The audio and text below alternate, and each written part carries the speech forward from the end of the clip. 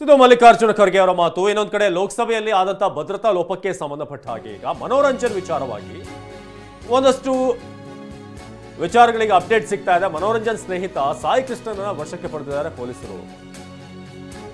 ನನ್ನ ಸಮ್ಮುಖದಲ್ಲೇ ಪೊಲೀಸರು ಪುತ್ರನ ವಿಚಾರಣೆಯನ್ನ ಮಾಡಿದ್ದಾರೆ ಅಂತ ಸಾಯಿ ಕೃಷ್ಣ ಅವರ ತಂದೆ ಹೇಳಿದ್ದಾರೆ. ಮನೋರಂಜನ್ ಸಾಯಿ ಕೃಷ್ಣ ಕೂರಿಸ್ಕೊಂಡು ವಿಚಾರಣೆ ಮಾಡ್ತಾರಂತೆ. ಮುಖಾಮುಖಿ ಕೂರಿಸ್ಕೊಂಡು ಇಬ್ಬರನ್ನೂ ಕೂಡ ವಿಚಾರಣೆ ಮಾಡ್ತಾರೆ ಎಂದು ನಿವೃತ್ತ ಡಿವೈಎಸ್ಪಿ ವಿಠಲ್ ಜಗಲಿ ಅವರ ಹೇಳಿಕೆ. ಸಾಯಿ ಕೃಷ್ಣ ತಂದೆ ಟಿವಿ9ಗೆ ಹೇಳಿಕೆಯನ್ನ ನೀಡಿದ್ದಾರೆ. ಮನೋರಂಜನ್ ನನ್ನ ಮಗನ ನಡುವೆ 4 ಬಾರಿ ಫೋನ್ ಕರೆ ಆಗಿದೆ, ಮಾತನಾಡಿದ್ದಾರೆ ಫೋನ್ ಕಾಲ್ನಲ್ಲಿ. ಮನೋರಂಜನ್ ಡೈರಿಯಲ್ಲಿ ನನ್ನ ಮಗನ ಹೆಸರು ಬರೆದಿದ್ದಾನಂತೆ. ಅದಕ್ಕೆ ಪುತ್ರ ಸಾಯಿ ಕೃಷ್ಣನನ್ನ ದೆಹಲಿ ಪೊಲೀಸರು ಕರೆದೊಯ್ದಿದ್ದಾರೆ. ಯಾವ ಕಾರಣಕ್ಕೆ ಬರೆದಿದ್ದಾರೆ ಏನು, ನಿನ್ನೆ ರಾತ್ರಿ ಪುತ್ರನನ್ನ ಕರ್ಕೊಂಡು ಹೋಗಿರೋ ಬಗ್ಗೆ ತಂದೆ ಹೇಳಿದ್ದಾರೆ ವಿಠಲ್ ಅವರು. ಈಗ ಹೈದರಾಬಾದ್ನಲ್ಲಿ ಇದ್ದಾರೆ ಅಂತ ಹೇಳಿದ್ದಾರೆ. ಇಂದು ಸಂಜೆ ನನ್ನ ಪುತ್ರ ಸಾಯಿ ಕೃಷ್ಣನ ವಿಚಾರಣೆ ನಡೆಸಬಹುದು. ವಿಚಾರಣೆ ಬಳಿಕ ಸಾಯಿ ಕೃಷ್ಣನನ್ನ ವಾಪಸ್ ಕಳಿಸಲಿದ್ದಾರೆ ಅಂತ ನಿವೃತ್ತ ಡಿವೈಎಸ್ಪಿ ವಿಠಲ್ ಜಗಲಿ ಟಿವಿ9 ಜೊತೆ ಮಾತನಾಡ್ತಾ ಈ ವಿಚಾರವನ್ನು ತಿಳಿಸಿದ್ದಾರೆ.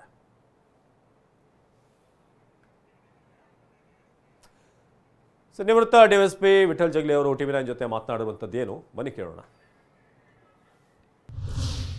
ನಾವು ಕ್ಲಾಸ್ಮೇಟ್ ಇದ್ ನಾವು 2009ರಿಂದ 2002 3 ವರ್ಷ ಕ್ಲಾಸ್ಮೇಟ್ ಇದ್ದ. ಡ್ರಾಪ್ ಔಟ್ ಆಗಿ ಅವ್ನು ಹೋಗಿದ್ದಾನೆ.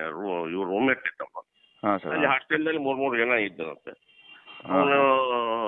ಅವನ ಡೈರಿಯಲ್ಲಿ ಏನೋ ಅವ್ನ ಹೆಸರು ಬರ್ಕೊಂಡ ನಾವು ಅಡ್ರೆಸ್ ಅದು ಬಿಡುವಾಗ ಅವನಿಗೆ ಭೇಟಿಯಾಗಿದ್ದು ಒಮ್ಮೆ 2016 6 ತಿಂಗಳಿಂದ ಅವ್ನು ಫೋನ್ ಮಾಡಿದ್ನಂತೆ ಯಾಕಿದ್ದು ಏನಂತ ಕೇಳಕ್ಕೆ. ಇಲ್ಲಿವರೆಗೂ ಅವನು 4 ಸಲ ಏನೋ ಫೋನ್ ಮಾಡಿದಾನೆ 2003ರಿಂದ ಇಲ್ಲಿವರೆಗೂ. 2003ರಿಂದ ಇಲ್ಲಿವರೆಗೂ 4 ಸಲ ಫೋನ್ ಮಾಡಿದ್ದಾನೆ. ಇಷ್ಟು ಬಿಟ್ರೆ ಮತ್ತೇನಿಲ್ಲ. ಬೆಂಗಳೂರು ಇನ್ಸ್ಟಿಟ್ಯೂಟ್ ಆಫ್ ಟೆಕ್ನಾಲಜಿ ಒಳಗೆ ಇವ ಕ್ಲಾಸ್ಮೇಟ್ ರೀ. ಅವ ಪೇಮೆಂಟ್ ಸೀಟ್, ಇವನ್ ಮೆರಿಟ್ ಸೀಟು.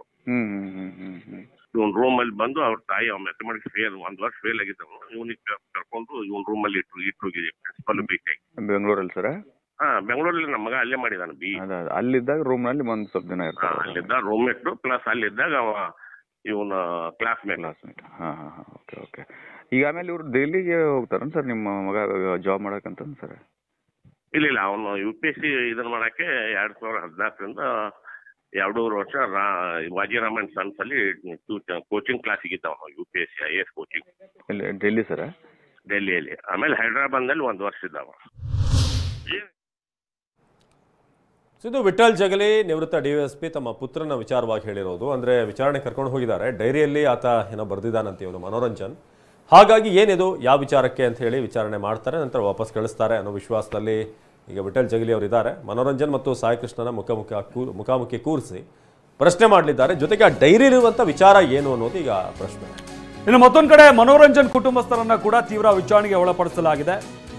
ಮೈಸೂರಿನಲ್ಲಿ ದೆಹಲಿ ಪೊಲೀಸರಿಂದ ಕುಟುಂಬಸ್ಥರ ವಿಚಾರಣೆ ನಡೆಸಲಾಗ್ತಾ ಇದೆ. ನಿನ್ನೆ ರಾತ್ರಿ ಬಂದು ವಿಚಾರಣೆ ಮಾಡುವಂತಹ ದೆಹಲಿ ಪೊಲೀಸರು ಇವತ್ತು ಕೂಡ ಮನೋರಂಜನ್ ಕುಟುಂಬಸ್ಥರ ವಿಚಾರಣೆಯನ್ನ ನಡೆಸಲಾಗುತ್ತೆ. ಮನೋರಂಜನ್ ಸ್ನೇಹಿತರ ಬಗ್ಗೆ ಮಾಹಿತಿಯನ್ನ ಕಲೆ ಹಾಕ್ತಾ ಇರುವ ಪೊಲೀಸರು, ಅಂದ್ರೆ ಮನೋರಂಜನ್ ಯಾರ ಜೊತೆ ಸಂಪರ್ಕದಲ್ಲಿದ್ದ, ಆತನ ಆತ್ಮೀಯ ಸ್ನೇಹಿತರು ಯಾರು, ಯಾವ ರೀತಿಯಾಗಿ ಲಿಂಕ್ ಆಗಿತ್ತು, ಎಲ್ಲ ವಿಚಾರಗಳಿಗೆ ಸಂಬಂಧಪಟ್ಟಂತೆ ಸಾಕಷ್ಟು ಮಾಹಿತಿಯನ್ನ ಕಲೆ ಹಾಕ್ತಾ ಇದ್ದಾರೆ. ಸತತ 3 ದಿನಗಳಿಂದ ಮನೋರಂಜನ್ ಕುಟುಂಬಸ್ಥರನ್ನ ವಿಚಾರಣೆಗೆ ಒಳಪಡಿಸಲಾಗ್ತಾ ಇರುವಂಥದ್ದು. ಈಗಾಗಲೇ ಕುಟುಂಬಸ್ಥರಿಗೂ ಕೂಡ ತನಿಖಾಧಿಕಾರಿಗಳು ಒಂದಷ್ಟು ಸೂಚನೆಗಳನ್ನ ಕೊಟ್ಟಿದ್ದಾರೆ. ಅಂದ್ರೆ ಮೈಸೂರನ್ನ ಬಿಟ್ಟು ಎಲ್ಲೋ ಹೋಗೋ ಹಾಗಿಲ್ಲ, ಹಾಗೆ ಮನೆಗೂ ಕೂಡ ಯಾರನ್ನೂ ಬರಬೇಡಿ ಅನ್ನೋ ಒಂದು ಸೂಚನೆಯನ್ನ ಕೂಡ ಈಗಾಗಲೇ ಕೊಟ್ಟಿದ್ದಾರೆ. ಇದ್ರ ಜೊತೆಗೆ ಯಾವುದೇ ಫೋನ್ ಕರೆಗಳು ಬಂದರೂ ಸ್ವೀಕರಿಸಿ ಮಾತನಾಡಿ ಅದ್ರ ಬಗ್ಗೆ ನಮಗೆ ಮಾಹಿತಿಯನ್ನ ಕೊಡಬೇಕು ಅನ್ನೋ ಒಂದು ಸೂಚನೆಗಳನ್ನ ಕೂಡ ತನಿಖಾಧಿಕಾರಿಗಳು ಕೊಟ್ಟಿರುವಂಥದ್ದು. ಇದರ ಜೊತೆಗೆ ಸತತ 3 ದಿನಗಳಿಂದ ವಿಚಾರಣೆ ನಡೆಸಲಾಗಿದೆ. ಇವತ್ತು ಕೂಡ ವಿಚಾರಣೆಯನ್ನು ನಡೆಸಲಾಗುತ್ತೆ. ಹಲವಾರು ಮಾಹಿತಿಗಳನ್ನು ಕಲೆ ಹಾಕ್ತಾ ಇದ್ದಾರೆ. ಮನೋರಂಜನ್ ಹಿನ್ನೆಲೆ ಏನು, ಆತ ಎಷ್ಟು ವರ್ಷಗಳ ಕಾಲ ಬೆಂಗಳೂರಿನಲ್ಲಿದ್ದ, ಅದಾದ ನಂತರ ಎಲ್ಲಿಗೆಲ್ಲ ಹೋಗಿದ್ದ ಆತ, ಆತನ ಸ್ನೇಹಿತರು ಯಾರಿದ್ದಾರೆ, ಮನೆಗೆ ಯಾರೆಲ್ಲ ಬರ್ತಾ ಇದ್ರು, ಆತ ಎಲ್ಲಿಗೆ ಹೋಗ್ತಾ ಇದ್ದ, ಎಲ್ಲ ವಿಚಾರಗಳಿಗೆ ಸಂಬಂಧಪಟ್ಟಂತೆ ಕುಟುಂಬಸ್ಥರನ್ನ ಕೂಡ ವಿಚಾರಣೆಗೆ ಒಳಪಡಿಸಲಾಗ್ತಾ ಇರುವಂಥದ್ದು. ಹಾಗೆ ಮನೆಯಲ್ಲಿರುವಂತಹ ಪುಸ್ತಕಗಳಿರ್ಬೋದು, ಆತನ ಡೈರಿ ಇರಬಹುದು, ಇದೆಲ್ಲವನ್ನೂ ಕೂಡ ಪೊಲೀಸ್ನವರು ತನಿಖಾಧಿಕಾರಿಗಳು ವಶಕ್ಕೆ ಪಡೆದಿದ್ದಾರೆ. ಮತ್ತಷ್ಟು ವಿಚಾರಣೆಯನ್ನ ತೀವ್ರಗೊಳಿಸಲಾಗ್ತಾ ಇರುವಂಥದ್ದು. ನಿನ್ನೆ ರಾತ್ರಿ ಕೂಡ ಬಂದು ವಿಚಾರಣೆ ನಡೆಸಲಾಗಿತ್ತು. ಇವತ್ತು ಕೂಡ ವಿಚಾರಣೆಯನ್ನ ಮಾಡುವಂತಹ ಸಾಧ್ಯತೆ ಇದೆ. ಮನೋರಂಜನ್ ಸ್ನೇಹಿತರ ಬಗ್ಗೆ ಮಾಹಿತಿಯನ್ನ ಕಲೆ ಹಾಕ್ತಾ ಇದ್ದಾರೆ.